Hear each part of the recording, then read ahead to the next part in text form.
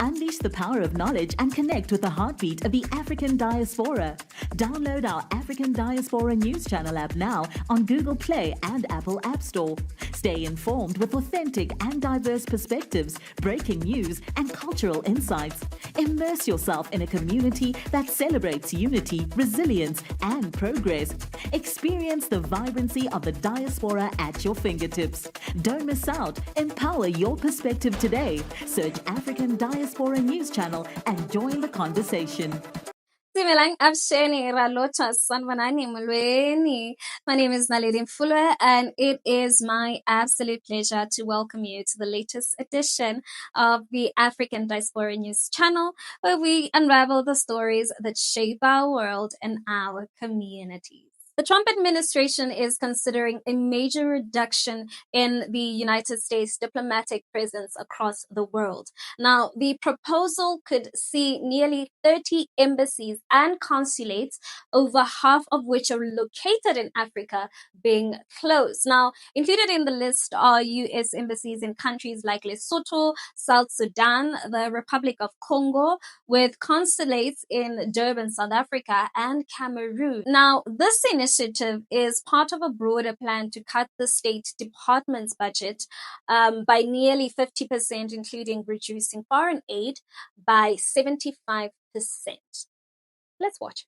Africa is about to be hit hard again by Elon Musk's Doge and President Trump. 60% of the embassies the Trump administration wants to close are in Africa. They're targeting South Sudan, Lesotho, the Gambia, Eritrea, Congo Republic, and the Central African Republic.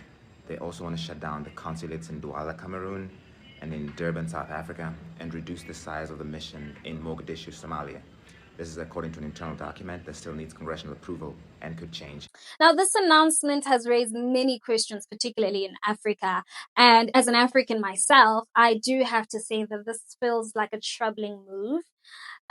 Because the US has been a key partner for many African nations, and its diplomatic presence on the continent has been central to fostering economic ties and promoting democratic values and providing humanitarian assistance. But with the proposed closure of so many diplomatic missions, we must consider what this means for the future of US and Africa relations. Now, let's break this down, right? Africa is a continent of 54 nations with over 1.2 billion people, and many of whom still rely on international partnerships to actually grow the economies and strengthen the democratic institutions. But for decades now, the United States has been a part of that equation, from trade and security to health initiatives like the President's Emergency Plan for AIDS Relief, which is the PEPFAR. The US has had a footprint in Africa. Now, these proposed closures, particularly the ones affecting South Sudan, the Gambia, and Lesotho, I do have to say that are not just about reducing costs. I think they represent a shift in priorities that could have a lasting consequence. And I can't help but feel a sense of concern because the diplomatic mission in Durban is an important point of contact for both South Africa and the broader Southern African region. So cutting ties, especially when our global interconnectedness is growing, doesn't seem like a move that promotes international collaboration or understanding. And there's also the issue of Africa's growing importance on the global stage. As we know, the continent is home to some of the world's fastest growing economies and rich natural resources and increasingly youthful population. And the US needs to understand that its engagement with Africa is not a luxury, but it's a necessity. Because without a strong diplomatic presence, the US risks surrendering ground to countries like China or Russia and even India, who are aggressively expanding their influence across the continent. Now, I do understand the rationale behind the move, which is streamlining operations, reducing spending, making the government more efficient, right? In theory, I get it.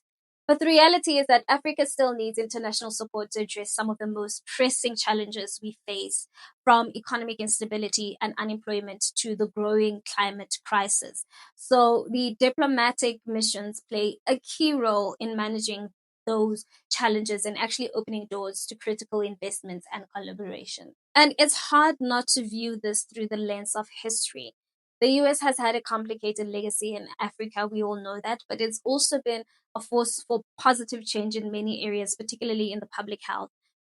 For instance, PEPFAR has saved millions of lives across the continent, and the US has been a vocal voice of human rights and democracy in Africa. And it's not perfect, of course, but when you look at the broader picture, US diplomatic missions have often acted as a stabilizing force, especially in volatile regions. However, right, with that being said, as Africans, we also want partnerships that are based on respect and mutual benefit. We don't want to be an afterthought in the global diplomacy. And the US has played a role in helping Africa grow, but the role needs to continue with embassies open, with consulates active, and diplomatic channels wide open. I do have to say that this proposed cutback does seem like a short sightedness, but we can only hope, right, that the final decision will take into account the long term impact on our continent's development and security. Now, we'll keep watching the story closely and bringing you the latest updates. But let's continue this conversation in the comment section. I'd really like to hear what your thoughts are on this. Please, let's continue the conversation. And while we at it, don't forget to give this video a thumbs up.